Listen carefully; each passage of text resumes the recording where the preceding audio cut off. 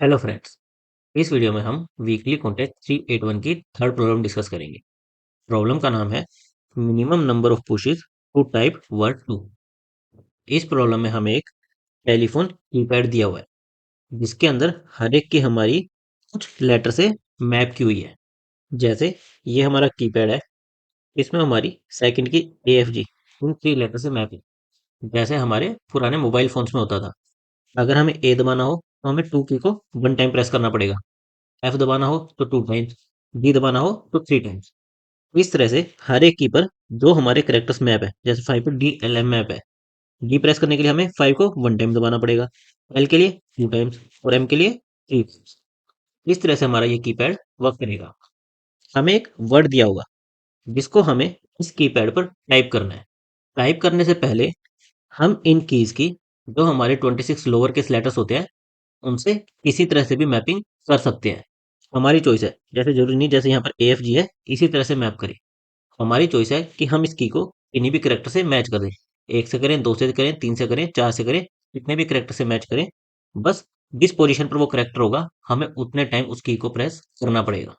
और हमें जो भी हमें गिवन वर्ड दिया हुआ है उसको मिनिमम की प्रेसेस में टाइप करना है। जैसे अगर हमारी मैपिंग ये करें हम और इसमें हमें ABCDE ये टाइप करना हो तो हम क्या करेंगे? ए को 1 टाइम, बी को भी 1 टाइम से कर सकते हैं, सी को भी 1 टाइम से, डी को भी 1 टाइम से, ई को भी 1 टाइम से। टोटल 5 प्रेसेस में हम इस वर्ड को टाइप कर सकते हैं और यही इस प्रॉब्लम के लिए मिनिमम है, तो हमें ये रिटर्न करना है। नाउ इसमें हमें दिया है कि हमारी केवल 2 से 9 यही कीज मैप हो सकती है। हमारी 1 स्टार 0 और हैश ये कीज मैप नहीं होगी। यानी कि टोटल हम 8 कीज को अपने करेक्टर के साथ मैप कर सकते हैं। अगर हम 8 कीज को हमारे करेक्टर से मैप कर सकते हैं और हमें कोई वर्ड टाइप करना है, इसका मतलब क्या हुआ कि हमारे पास 8 एम्प्टी स्पेसेस है जिनमें हम करेक्टर्स की कुछ मैपिंग कर सकते हैं। और बस हमें इस तरह से मैपिंग करनी है कि हमें मिनिमम टाइप करना पड़े हमारे वर्ड को टाइप करने में। और हर एक टेस्ट केस के लिए ये वाली मैपिंग हम अलग से कर सकते हैं। जैसे इसमें हमें ABCD ये टाइप करना है, तो हम किस तरह से मैपिंग करेंगे? ऑब्वियसली हम ABCDE इनको 5 अलग अलग केस पर मैप कर देंगे और उसका फर्स्ट लेटर मैप करेंगे ताकि एक सिंगल की प्रेस से हम उस लेटर को टाइप कर पाए। इस तरह से हमारे पास 8 कीज है। तो अगर हमारे वर्ड में 8 यूनिक लेटर्स है तो हम क्या करेंगे? उन 8 यूनिक लेटर्स को हमारे स्टार्टिंग पोजीशन पर रख देंगे, हर एक की के स्टार्टिंग पोजीशन पर रख देंगे और उसके बाद बाकी करेक्टर्स को बची हुई पोजीशन पर फिल कर देंगे। उससे क्या होगा? हमें हर एक करेक्टर के लिए केवल एक ही की प्रेस करनी पड़ेगी जो कि ऑप्टिमल होगी। जैसे अगर हम इसमें देखें, इसमें हमारा एक्स अगर देखें 1 2 3 4, एक्स हमारा 4 टाइम्स आ रहा है। सिमिलरली वाई हमारा 4 टाइम्स आ रहा है, जेड हमारा 4 टाइम्स आ रहा है। टोटल हमारे 3 ही यूनिक कैरेक्टर्स है, तो हम क्या करेंगे?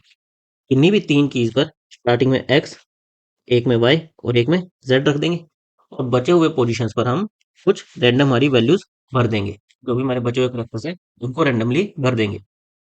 इससे अगेन हमें हर एक की को प्रेस करने में सिंगल ही टाइम टाइप करना पड़ेगा और इसके लिए हमारा ये ऑप्टिमल रहेगा। अब अगर हम ये वाला एग्जांपल देखें, इसमें हमारा ABCDEFGHH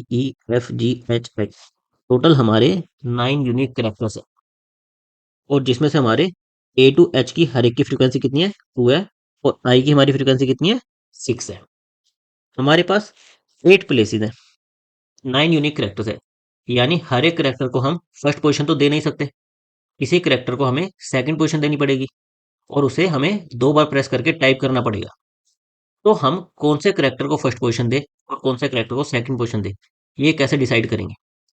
अगर हमें इसे टाइप करना हो हमें ए को 2 टाइम्स चाहिए, बी 2 टाइम्स चाहिए, अप टू एच हमें 2 टाइम्स चाहिए और आई हमें 6 टाइम्स चाहिए। यानी कि आई हमें सबसे ज्यादा बार टाइप करना है। हम क्या चाहेंगे? आई के लिए हमें सबसे कम प्रेस करना पड़े। तो हम क्या करेंगे? सबसे पहले आई को फर्स्ट प्लेस पर एक की पर मैप कर देंगे। फिर बचे हुए हमें सबकी क्या है? टू टू पोजिशन है, तो हम ABCDEFG इनको बचे हुए पर मैप कर देंगे और जो हमारा एच बच गया उसको किसी कई में सेकंड पोजीशन पर मैप कर देंगे। इससे क्या होगा? एच के लिए हमें 2 टाइम्स की को प्रेस करना पड़ेगा, बाकी सब हमारी 1 1 टाइम ही की प्रेस हो जाएंगी। तो इससे हम क्या कंक्लूड करें? अगर हमारे 8 से कम यूनिक करेक्टर तब तो हमें हर एक अलग अलग की पर एक करेक्टर को फर्स्ट पोजीशन पर डाल देना है। अगर हमारे 8 से ज्यादा यूनिक करेक्टर है तो हमें उन्हें फ्रीक्वेंसी के ऑर्डर में फर्स्ट पोजीशन पर डालना है। जिसकी फ्रीक्वेंसी सबसे ज़्यादा होगी, हम चाहेंगे कि उसके लिए हमें सबसे कम की प्रेसेस करने पड़े, तो हम उसे फर्स्ट पोजीशन पर डालेंगे। फिर जिसकी सेकंड बेस्ट होगी, जैसे मान लेते हैं यहाँ पर एक और एच होता, तो हमारे एच की फ्रीक्वेंसी कितनी हो जाती? 3 हो जाती। बाकी सबकी हमारी 2 रहती, ए टू जी तक 2 रहती, एच की 3 हो जाती। तो हम क्या करते, हम एच को स्टार्टिंग पोजीशन पर डाल देते, एक की स्टार्टिंग पोजीशन पर डाल देते, फिर बचे हुए को फिल करना शुरू करते। हमें क्या करना पड़ेगा, हर एक करेक्टर की हमें फ्रीक्वेंसी फाइंड आउट करनी पड़ेगी कि कितनी फ्रीक्वेंटली वो आ रहा है। फिर उन्हें डिसेंडिंग ऑर्डर में सॉर्ट कर देंगे। इससे हमें क्या पता चल जाएगा कि किस करेक्टर को हमें सबसे ज़्यादा बार टाइप करना है, और फिर जिसे हम सबसे ज़्यादा बार टाइप करना होगा, उसे हम फर्स्ट पोजीशन पर रखते जाएंगे। इस तरह से हम 8 करेक्टर्स को फर्स्ट पोजीशन पर रख सकते हैं।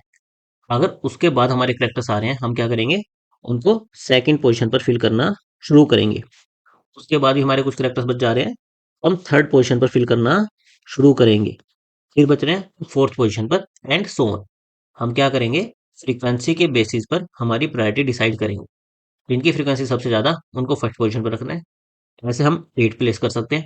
उसके बाद कुछ बच जाते हैं, तो उनको उसी प्रायोरिटी में सेकंड पोजीशन पर, फिर थर्ड पोजीशन पर, इस तरह से हम प्लेस करेंगे।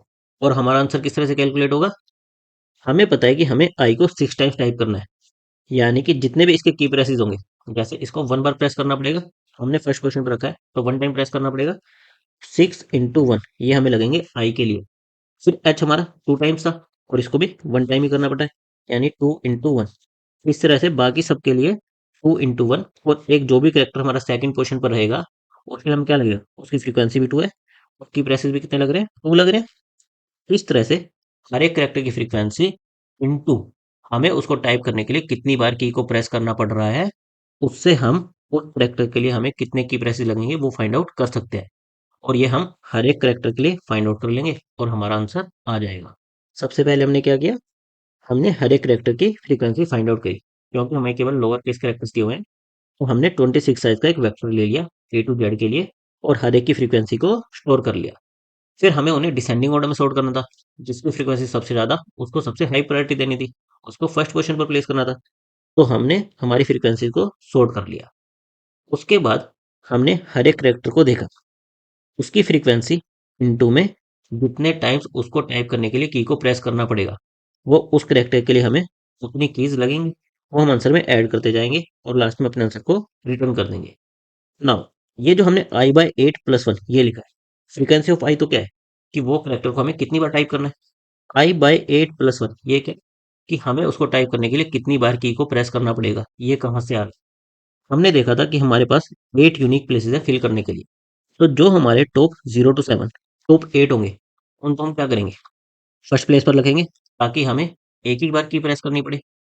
तो आई बाय 8, 0/8+1 1 आया, 7/8+1 ये भी हमारा 7/8 0+1 1 आया। जैसे ही हमारा नेक्स्ट आएगा, एट्थ आएगा, तो हमें अब कितने लगेंगे, 2 की प्रेसेस लगेंगे, हम उसे सेकंड पोजीशन पर रखेंगे।